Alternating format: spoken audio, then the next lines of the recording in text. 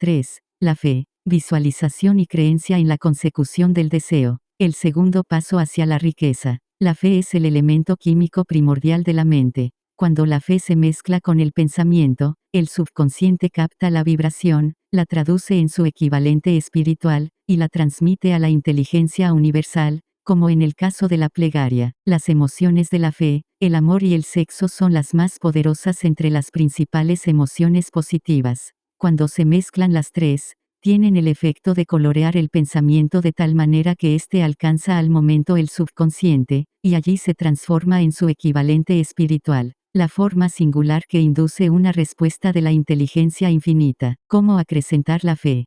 Tenemos un planteamiento que le ayudará a comprender mejor la importancia que el principio de autosugestión asume en la transmutación del deseo en su equivalente físico o monetario. La fe es un estado mental que se puede inducir, o crear, con la afirmación o con las repetidas instrucciones al subconsciente, a través del principio de autosugestión. Como ejemplo, considere el propósito por el que presumiblemente usted está leyendo este libro. El objetivo es, por supuesto, adquirir la capacidad de transmutar el pensamiento intangible del impulso del deseo en su contrapartida física, el dinero. Al llevar a cabo las instrucciones descritas en los capítulos sobre la autosugestión y el subconsciente, resumidas en el capítulo de la autosugestión, usted puede convencer al subconsciente de que cree que recibirá lo que está pidiendo, y ello actuará en esa creencia, que su subconsciente le devolverá en forma de fe, acompañada de planes precisos para procurar eso que usted desea. La fe es un estado mental que usted puede incrementar a voluntad,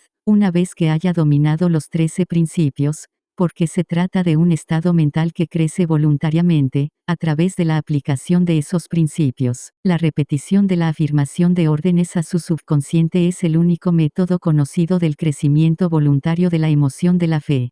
Quizás el concepto le quede más claro con la siguiente explicación de la forma en que los hombres, a veces, se convierten en criminales. Para decirlo con las palabras de un famoso criminólogo, cuando los hombres entran por primera vez en contacto con el crimen, este les repugna. Si siguen en contacto con él durante algún tiempo, se acostumbran, y lo toleran, y si permanecen en contacto con el crimen durante el tiempo suficiente, acaban por aceptarlo y se dejan influir por él. Es el equivalente de decir que cualquier impulso de pensamiento que sea repetidamente encauzado hacia el subconsciente resulta aceptado e influye en el subconsciente, que procede a traducir ese impulso en su equivalente físico por el procedimiento más práctico que haya disponible. En relación con esto, vuelva a considerar la proposición de que todos los pensamientos que han sido emocionalizados, cargados emocionalmente, y mezclados con la fe empiezan inmediatamente a traducirse en su equivalente física o en su contrapartida. Las emociones, o la porción sentimental de los pensamientos, son los factores que dan vitalidad y acción a estos.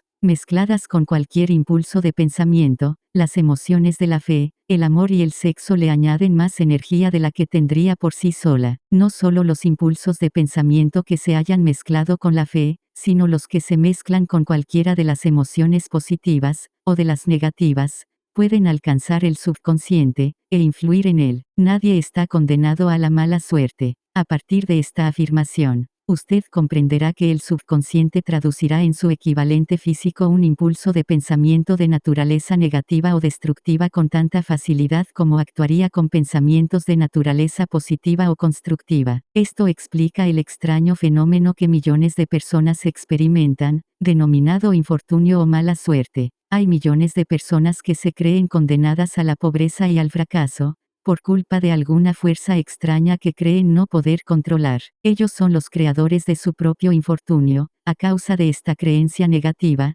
que su subconsciente adopta y traduce en su equivalente físico. Este es un momento apropiado para sugerirle de nuevo que usted puede beneficiarse, transmitiendo a su subconsciente cualquier deseo que quiera traducir en su equivalente físico o monetario, en un estado de esperanza o convicción de que la transmutación tendrá lugar. Su convicción, o su fe, es el elemento que determina la acción de su subconsciente. No hay nada que le impida embaucar a su subconsciente al darle instrucciones a través de la autosugestión, tal como yo engañé al subconsciente de mi hijo. Para llevar a cabo este engaño de manera más realista, cuando se dirija a su subconsciente, Compórtese tal como lo haría si ya estuviera en posesión del objeto material que está pidiendo. Su subconsciente traducirá en su equivalente físico, por el medio más práctico y directo, cualquier orden que se le dé en un estado de convicción o de fe en que la orden se llevará a cabo. Sin duda, se ha dicho bastante para señalar un punto de partida desde el cual uno puede, mediante la experimentación y la práctica, adquirir la capacidad de mezclar la fe con cualquier orden que se le dé al subconsciente. La perfección surgirá a través de la práctica. No puede aparecer por el mero hecho de leer las instrucciones. Es esencial para usted que estimule sus emociones positivas como fuerzas dominantes de su mente, y quite importancia y elimine las emociones negativas. Una mente dominada por emociones positivas se convierte en una morada favorable para el estado mental conocido como fe. Una mente así dominada puede, voluntariamente, darle al subconsciente instrucciones que éste aceptará y ejecutará de inmediato. La fe es un estado mental que se puede inducir mediante la autosugestión. Durante todas las épocas, las religiones han exhortado a la humanidad en conflicto a tener fe en este o aquel dogma o credo, pero no han logrado explicar a las multitudes cómo tener fe. No han afirmado que la fe es un estado mental que se puede inducir mediante la autosugestión. En un lenguaje que cualquier ser humano normal podrá entender, describiremos todo lo que se sabe sobre el principio mediante el cual la fe puede aparecer donde ya no existe. Tenga fe en usted, fe en el infinito. Antes de empezar, debería recordar que, la fe es el elixir eterno que da vida, poder y acción al impulso del pensamiento. Merece la pena leer el enunciado anterior una segunda vez, y una tercera, y una cuarta. Merece la pena leerlo en voz alta. La fe es el punto inicial de toda acumulación de riquezas. La fe es la base de todos los milagros y de todos los misterios que no se pueden analizar con los parámetros de la ciencia. La fe es el único antídoto conocido contra el fracaso. La fe es el elemento, el componente químico que, combinado con la plegaria, nos proporciona comunicación directa con la inteligencia infinita. La fe es el elemento que transforma la vibración ordinaria del pensamiento, creada por la mente finita del hombre, en su equivalente espiritual. La fe es el único agente a través del cual el hombre puede dominar la fuerza de la inteligencia infinita, y usarla. La magia de la autosugestión. La prueba es simple y fácil de demostrar. Va ligada al principio de autosugestión. Por lo tanto, centremos la atención en el tema de la autosugestión, para descubrir qué es y lo que se puede alcanzar con ella. Se sabe que uno llega, finalmente, a creer cualquier cosa que se repita a sí mismo, sea la afirmación verdadera o falsa. Si un hombre repite una mentira una y otra vez, con el tiempo aceptará esa mentira como algo cierto. Más aún, creerá que es cierta. Todo hombre es lo que es a causa de los pensamientos dominantes que él permite que ocupen su mente. Los pensamientos que un hombre adopta deliberadamente, y que anima con entusiasmo, y con los que combina una emoción o más, constituyen las fuerzas motivadoras que dirigen y controlan cada uno de sus movimientos, actos y hazañas. Aquí tenemos el enunciado de una verdad muy importante. Los pensamientos combinados con cualquiera de las emociones constituyen una fuerza magnética que atrae otros pensamientos similares o relacionados. Un pensamiento así magnetizado con la emoción se puede comparar con una semilla que, cuando es plantada en terreno fértil, germina, crece y se multiplica una y otra vez, hasta que aquello que en un principio fue una semillita se convierte en innumerables millones de semillas de la misma clase. La mente humana está constantemente atrayendo vibraciones que armonicen con aquella que la domina. Cualquier idea, plan, pensamiento o propósito que uno abrigue atrae infinidad de ideas afines, adhiere estas ideas a su propia fuerza, y crece hasta convertirse en el propósito maestro que domina y motiva al individuo en cuya mente se ha alojado. Volvamos ahora al punto inicial, para informarnos de cómo se puede plantar en la mente la semilla original de una idea. La información es fácil de entender, cualquier idea, plan o propósito se puede injertar en la mente mediante la repetición del pensamiento. Por eso le damos instrucciones para que ponga por escrito un planteamiento de su propósito principal, u objetivo primordial y preciso, lo memorice y lo repita en voz alta todos los días, hasta que las vibraciones auditivas hayan alcanzado su subconsciente. Decídase a dejar de lado las influencias de todo ambiente desfavorable para construir su propia vida a medida. Al hacer un inventario de sus recursos y capacidades mentales, Quizá usted descubra que su mayor debilidad sea su falta de confianza en sí mismo. Esta desventaja puede ser superada, y la timidez transformada en coraje a través de la ayuda que el principio de la autosugestión proporciona. La aplicación de este principio puede ejecutarse mediante la sencilla enunciación de los impulsos de pensamiento puestos por escrito, memorizados y repetidos hasta que lleguen a formar parte del instrumental del que la facultad inconsciente de su mente disponga. Fórmula de la confianza en uno mismo. Primero, sé que tengo la capacidad de alcanzar el objeto del propósito definido de mi vida, por lo tanto, exijo de mí mismo acción perseverante y continua hasta conseguirlo, y aquí y ahora prometo ejecutar tal acción. Segundo, me doy cuenta de que los pensamientos dominantes de mi mente se reproducirán con el paso del tiempo en actos externos y físicos para transformarse en una realidad física, por lo tanto, concentraré mis pensamientos durante 30 minutos cada día en la tarea de pensar en la persona en que me propongo convertirme, creando de este modo una imagen mental clara. Tercero, sé que, mediante el principio de la autosugestión, cualquier deseo que abrigue con perseverancia buscará expresarse a través de ciertos medios prácticos para obtener el objeto que haya tras él, por lo tanto, dedicaré 10 minutos cada día a pedirme el incremento de la confianza en mí mismo. Cuarto, he escrito con claridad una descripción del objetivo primordial de mi vida, y nunca dejaré de esforzarme, hasta que haya conseguido la suficiente confianza en mí mismo para alcanzarlo. Quinto, comprendo con claridad que no hay riqueza ni posición que pueda durar mucho tiempo, a menos que se haya formado sobre la lealtad y la justicia, por lo tanto, no me comprometeré en ninguna transacción que no beneficie a todos a los que afecte. Tendré éxito atrayendo hacia mí las fuerzas que deseo emplear, y la cooperación de otras personas. Induciré a otros a servirme, por obra de mi disposición de servir a otros. Eliminaré el desprecio, la envidia, los celos, el egoísmo y el cinismo y cultivaré el amor por toda la humanidad, porque sé que una actitud negativa hacia los demás nunca me dará el éxito. Haré que los demás crean en mí, porque yo creeré en ellos y en mí mismo. Firmaré esta fórmula con mi nombre, la memorizaré y la repetiré en voz alta una vez cada día, con la fe absoluta de que influirá gradualmente en mis pensamientos y mis actos para que yo me convierta en una persona que confía en sí misma y que goza del privilegio del éxito. Tras esta fórmula hay una ley de la naturaleza que ningún hombre ha sido todavía capaz de explicar. El nombre por el que dicha ley se conoce tiene poca importancia. Lo que importa de ella es que funciona, para la gloria y el progreso de la especie humana, si es usada de forma constructiva. Por otra parte, si se la usa destructivamente, destruirá con la misma facilidad. En esta afirmación podemos encontrar una verdad muy importante: quienes se hunden en la frustración y acaban su vida en la pobreza, la miseria y la angustia lo hacen a causa de la aplicación negativa del principio de la autosugestión. La causa se puede encontrar en el hecho de que todos los impulsos de pensamiento tienen tendencia a vestirse de su equivalente físico. El desastre del pensamiento negativo. El subconsciente no distingue entre impulsos de pensamiento positivos o negativos.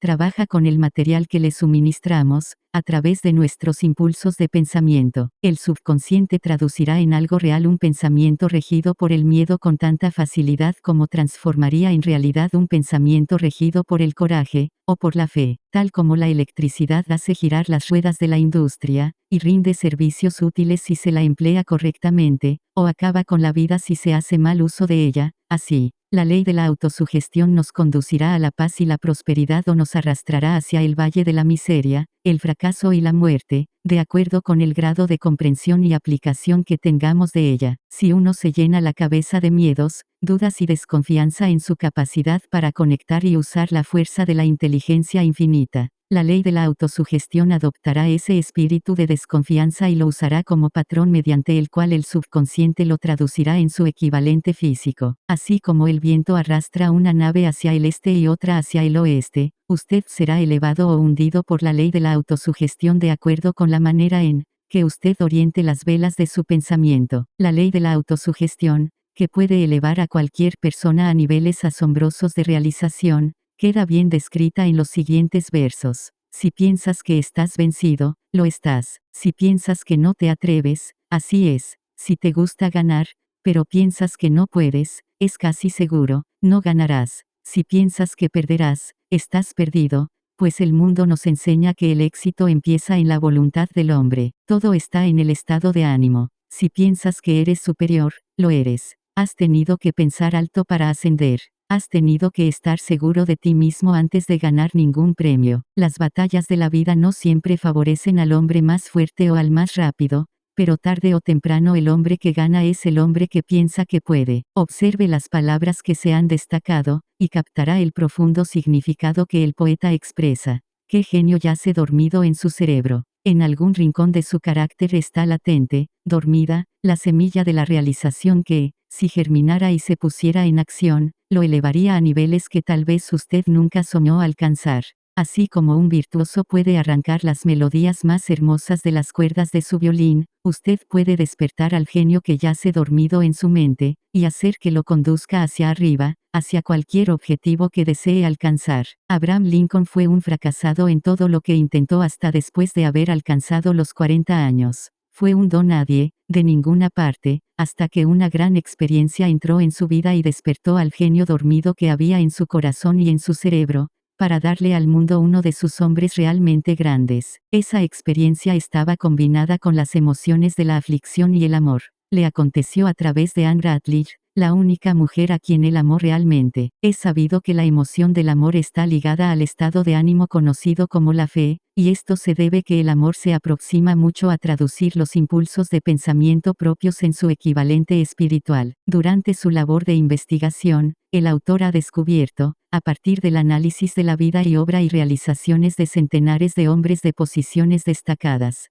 que detrás de casi cada uno de ellos existía la influencia del amor de una mujer. Si quiere pruebas del poder de la fe, examine las realizaciones de los hombres y mujeres que se han valido de ella. Jesús, el Nazareno, encabeza la lista. La base de la cristiandad es la fe, con independencia de cuántas personas hayan falseado o malinterpretado el significado de esa gran fuerza. La esencia de las enseñanzas y de las realizaciones de Cristo, que pueden haberse interpretado como milagros, son nada más y nada menos que fe. Si hay fenómenos milagrosos, se producen solo a través del estado mental conocido como la fe. Consideremos el poder de la fe, tal como nos la mostró un hombre bien conocido por toda la humanidad, el Mahatma Gandhi, de la India. En este hombre, el mundo tuvo uno de los ejemplos más sorprendentes de las posibilidades de la fe que conozca la humanidad. Gandhi ostentó más poder potencial que ningún otro de sus contemporáneos, y ello a pesar del hecho de que no contó con ninguna de las herramientas ortodoxas del poder,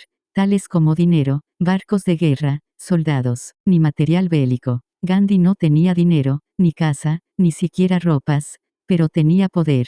¿Cómo lo obtuvo? Lo creó a partir de su comprensión del principio de la fe, y mediante su capacidad para trasplantar esa fe al espíritu de 200 millones de personas. Gandhi consiguió la sorprendente proeza de influir en 200 millones de mentes para formar un conglomerado humano que se moviese al unísono, como un solo hombre. ¿Qué otra fuerza de este mundo, aparte de la fe, puede lograr tanto? Cómo una idea construyó una fortuna. Debido a la necesidad de la fe y de la cooperación en el funcionamiento de los negocios y de la industria, será tan interesante como provechoso analizar un suceso que nos proporciona un excelente ejemplo para la comprensión del método por el cual los individualistas y los hombres de negocios acumulan grandes fortunas al dar antes de intentar obtener. El suceso elegido para este ejemplo data de comienzos de siglo, cuando se estaba formando la United States Steel Corporation, Corporación del Acero de Estados Unidos. A medida que lea la historia, tenga presente esos hechos fundamentales, y comprenderá cómo las ideas se han convertido en fortunas inmensas. Si usted es de los que se han preguntado a menudo cómo se han acumulado las grandes fortunas, esta historia de la creación de la United States Steel Corporation le resultará esclarecedora. Si tiene alguna duda de que los hombres pueden pensar y hacerse ricos, esta historia disipará esa duda. Porque usted podrá ver con claridad en la historia de la United States Steel Corporation la aplicación de una porción importante de los principios que se describen en este libro. El asombroso relato del poder de una idea ha sido escrito de forma espectacular por John Lowell, del New York World Telegram, y la transcribimos con su cortesía. Un bonito discurso de sobremesa por $1.000 millones. Aquella noche del 12 de diciembre de 1900, en la que unos 80 miembros de la sociedad financiera se reunieron en el salón de banquetes del University Club, en la Quinta Avenida. Para hacer los honores a un hombre joven del oeste de Estados Unidos, ni media docena de los invitados supuso que estaban a punto de presenciar el episodio más importante de la historia de la industria estadounidense. J. Edward Simmons y Charles Stuart Smith, llenos de gratitud por la pródiga hospitalidad con que Charles M. Schwab les había regalado durante una reciente visita a Pittsburgh, habían organizado la cena para presentar a aquel empresario del acero de 38 años a la Sociedad de Banqueros del Este de Estados Unidos, pero no esperaban que magnetizara de tal modo la convención. De hecho, le advirtieron que los corazones que rellenaban las camisas de Nueva York no reaccionarían a la oratoria, y que si no quería aburrir a los Stillman y los Harriman y los Vanderbilt, sería mejor que se limitara a 15 o 20 minutos de intrascendencias amables, pero nada más. Incluso John Pierpont Morgan, sentado a la derecha de Schwab, como indicaba su dignidad imperial, se contentó con agradecer muy brevemente su presencia en la mesa del banquete, y en lo que se refería a la prensa y al público,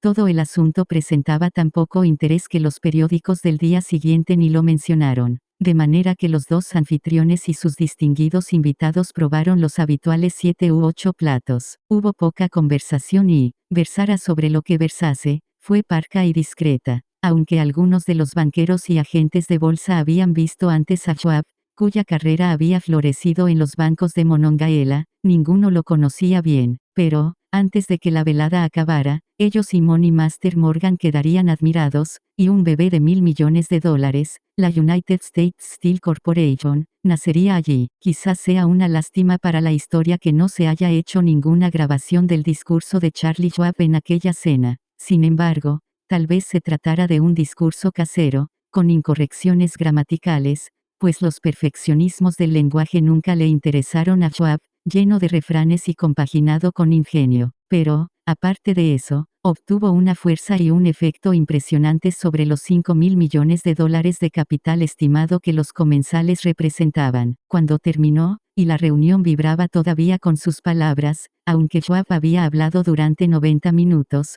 Morgan condujo al orador a una ventana apartada donde, balanceando las piernas en un alto e incómodo asiento, hablaron durante una hora más. La magia de la personalidad de Schwab se había puesto en acción con toda su potencia, pero lo más importante y perdurable fue el programa detallado y explícito que presentó para el engrandecimiento del acero. Muchos otros hombres habían tratado de interesar a Morgan en montar juntos un trust del acero a partir de combinaciones con empresas de pastelería, cables y flejes, azúcar, goma, whisky, aceite o goma de mascar. John W. Gates, el apostador, lo había urgido a hacerlo, pero Morgan no había confiado en él. Los hermanos Moore, Bill y Jim, mayoristas de Chicago que habían fusionado una fosforera y una corporación de galletitas, habían tratado de convencerlo, fracasando en su intento. Elbert H. Gary, el sacrosanto abogado del Estado, quiso atraerlo a su terreno, mas no llegó a ser lo bastante grande como para impresionarlo,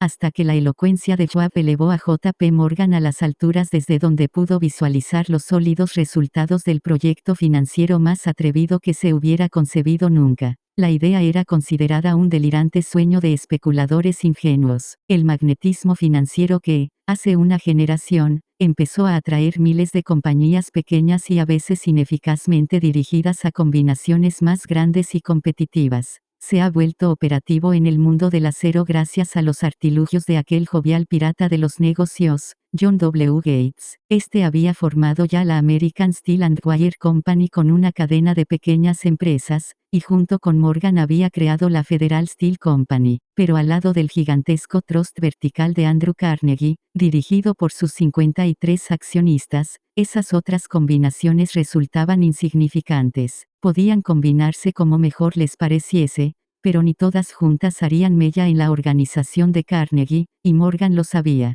El viejo escocés excéntrico también lo sabía. Desde las majestuosas alturas de Esquivo Castle había visto, primero divertido y luego con resentimiento, los intentos de las pequeñas compañías de Morgan entremetiéndose en sus negocios. Cuando esos intentos se tornaron demasiado importantes, el mal genio de Carnegie se convirtió en ira y en deseos de venganza. Decidió duplicar cada fábrica suya por cada una que sus rivales poseyeran. Hasta entonces no había tenido interés en cables, tubos, flejes ni planchas. En cambio, se contentaba con venderle el acero en bruto a esas compañías y las dejaba que trabajaran en la especialización que quisieran. Ahora, con Schwab como jefe y lugarteniente capaz, planeaba arrinconar a sus enemigos contra la pared. Así fue como Morgan vio la solución a su problema de combinaciones en el discurso de Charles M. Schwab. Un trust sin Carnegie, el gigante, no sería ningún trust, sino un pastel de ciruelas sin ciruelas. El discurso de Schwab de aquella noche del 12 de diciembre de 1900 aportó la sugerencia, que no la solicitud, de que el vasto imperio Carnegie podía llegar a estar bajo la sombra de Morgan. Habló del futuro mundial del acero, de reorganización en aras de la eficiencia, de especialización, de deshacerse de compañías improductivas, de la concentración del esfuerzo en las propiedades florecientes, de ahorros en el tráfico de mineral bruto, de ahorros en los departamentos directivos y administrativos, de captar mercados extranjeros. Más que todo eso, les dijo a los bucaneros que había entre ellos donde estaban los errores de su piratería habitual. Sus propósitos, suponía él, habían sido crear monopolios, aumentar los precios y pagarse a sí mismos dividendos exagerados más allá de todo privilegio. Con su estilo campechano, Schwab condenó ese sistema. La estrechez de miras de semejante política, dijo a su auditorio, residía en el hecho de que restringía el mercado en un momento en que todo pugnaba por la expansión. Abaratando el coste del acero, explicó, se crearía un mercado expansivo, se idearían más usos para el acero y se captaría una parte considerable del mundo de la industria. En realidad, aunque él no lo supiese, Schwab era un apóstol de la moderna fabricación en serie. Así acabó la cena en el University Club. Morgan se fue a su casa, para pensar en las predicciones de progreso de Schwab. Schwab regresó a Pittsburgh, a dirigir el negocio siderúrgico para Andrew Carnegie, mientras Gary y todos los demás volvían a sus teletipos, para especular, anticipándose al próximo movimiento. No tardó mucho en suceder. A Morgan le llevó más o menos una semana digerir el festín de razonamientos que Schwab le había puesto delante. Cuando se aseguró de que no iba a sufrir ninguna indigestión financiera, llamó a Schwab, y se encontró con un hombre bastante reticente. Al señor Carnegie, le dijo Schwab, quizá no le alegrara mucho descubrir que el presidente de su conglomerado de empresas había estado coqueteando con el emperador de Wall Street, el barrio que Carnegie había resuelto no pisar jamás. Entonces John W. Gates, que hacía de intermediario entre Morgan y Schwab, sugirió que si Schwab estuviera casualmente de paso por el Bellevue Hotel, de Filadelfia, J. P. Morgan podía coincidir con él en el mismo sitio. Sin embargo, cuando Schwab llegó, Morgan se hallaba enfermo en su casa de Nueva York, y, presionado por el hombre mayor, Schwab viajó a Nueva York y se presentó ante la puerta de la biblioteca del financiero. En la actualidad, ciertos historiadores de la economía han expresado la sospecha de que esta historia, desde el principio al fin, fue planificada por Andrew Carnegie, que la cena en honor de Schwab, el célebre discurso, la reunión del domingo por la noche entre Schwab y el rey del dinero fueron sucesos que el sagaz escocés había preparado de antemano. La verdad es precisamente todo lo contrario. Cuando Schwab fue llamado a cerrar el trato, ni siquiera sabía si el jefecito, como llamaban a Andrew, prestaría atención a una oferta de vender, en particular a un grupo de hombres a quienes Andrew consideraba dotados de algo menos que la beatitud. Pero Schwab acudió a la reunión con 6 hojas escritas de su puño y letra, llenas de datos que, según él, representaban el valor físico y potencial de rendimiento de cada compañía metalúrgica que él consideraba una estrella esencial en el nuevo firmamento del metal. 4 hombres sopesaron esos esquemas durante toda la noche. El jefe, por supuesto, era Morgan, firme en su credo del derecho divino del dinero. Con él estaba su socio aristocrático, Robert Bacon, un erudito y un caballero. El tercer era John W. Gates, a quien Morgan tachaba de apostador y utilizaba como herramienta. El cuarto era Schwab, que sabía más sobre el proceso de elaborar y vender acero que cualquier grupo de hombres de su época. A lo largo de aquella conferencia, los esquemas del hombre de Pittsburgh no se cuestionaron nunca. Si él decía que una compañía valía tanto, así era, y punto. También insistió en incluir en la combinación solo las empresas que él tenía nominadas. Había concebido una corporación sin dobleces, donde ni siquiera quedaba lugar para satisfacer la codicia de amigos que deseaban descargar sus compañías sobre los anchos hombros de Morgan. Al amanecer, Morgan se puso de pie y se desperezó. Solo quedaba un asunto pendiente. ¿Cree que puede persuadir a Andrew Carnegie de vender?, preguntó. Puedo intentarlo, repuso Schwab. Si usted consigue que venda, me comprometeré en todo este asunto, aseguró Morgan. Hasta allí todo iba bien. Pero ¿vendería Carnegie? ¿Cuánto pediría? Schwab pensaba en unos 320 millones de dólares. ¿Cómo se efectuaría el pago? ¿En acciones ordinarias o preferentes? ¿En bonos? ¿En efectivo? Nadie podía reunir 320 millones de dólares en efectivo. En enero acudieron a un partido de golf en los helados prados de St. Andrews, en Westchester, Andrew envuelto en jerseys, bien abrigado, y Charlie conversando de trivialidades, para ejercitar el buen humor, pero no se pronunció ni una palabra sobre negocios hasta que la pareja se sentó en la cálida sala de la cabaña que Carnegie poseía cerca de allí. Entonces, con el mismo poder de convicción con que había hipnotizado a 80 millonarios en el University Club,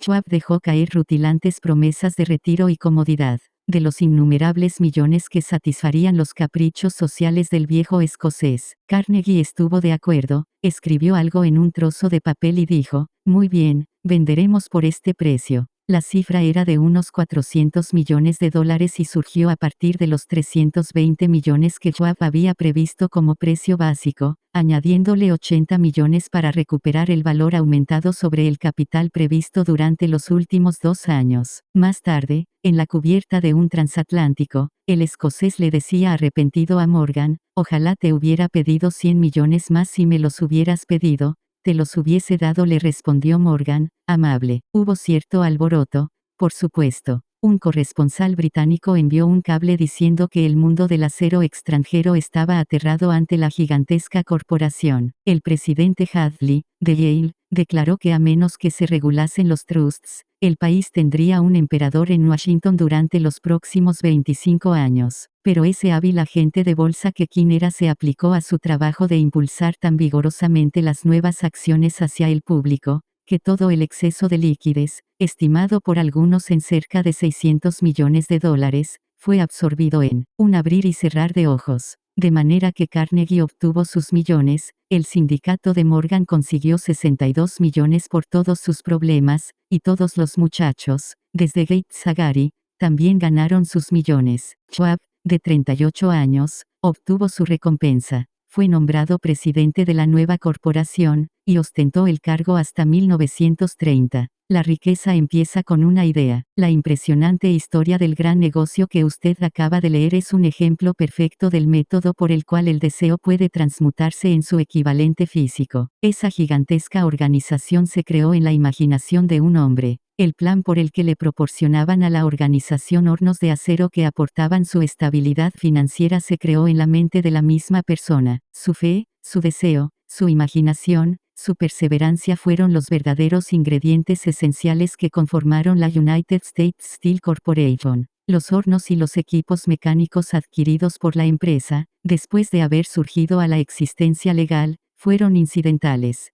Pero un análisis cuidadoso revelará el hecho de que el valor aumentado de las propiedades adquiridas por la corporación se incrementó en unos 600 millones de dólares, por la mera transacción que los consolidaba bajo una misma gerencia. En otras palabras, la idea de Charles M. Schwab, sumada a la fe con la que contagió a J. P. Morgan y a los demás, había dado unos beneficios de unos 600 millones de dólares. No es una suma insignificante por una sola idea. La United States Steel Corporation prosperó hasta convertirse en una de las empresas más ricas y poderosas de Estados Unidos, dando empleo a miles de personas, desarrollando nuevas aplicaciones para el acero, y abriendo nuevos mercados, demostrando de ese modo que los 600 millones de beneficio que la idea de Schwab produjo estaban bien merecidos. La riqueza empieza a partir de una idea. La cantidad está limitada solo por la persona en cuya mente esa idea se pone en movimiento. La fe elimina las limitaciones. Cuando esté preparado para negociarle a la vida lo que usted desee, recuerde, usted es el que pone el precio por obtener lo que quiere.